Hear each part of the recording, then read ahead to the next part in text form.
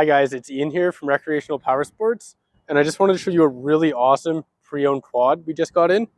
So this is a 2023 Kawasaki Brute Force 750. It's a really awesome quad, plenty of power. Obviously, you can see we got this really nice camo color here, or camo design. So it's one of the most popular ones you can get on this one, the one everybody wants. Looks really sharp, and you can see it's in fantastic condition. Now, if we start at the front here, you'll see we have a Highlifter rad relocate kit. Awesome for when you're on the trails, you want to keep that up out of the mud, out of the water. Really good feature. That's on the factory rack there, so it's really solid. If you look down below, you'll see we do have a worn winch on there. So that's a nice feature. And then obviously headlights, everything like that.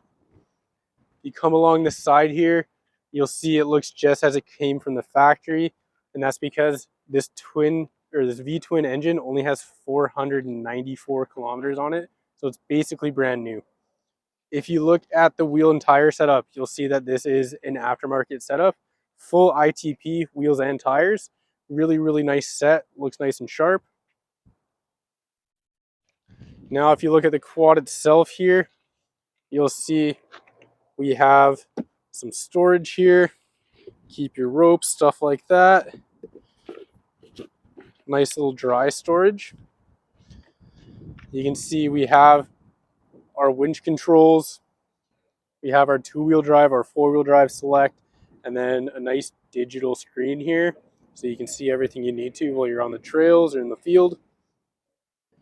Now on the rear here, you'll see we have a nice back rack, really nice and handy from factory there.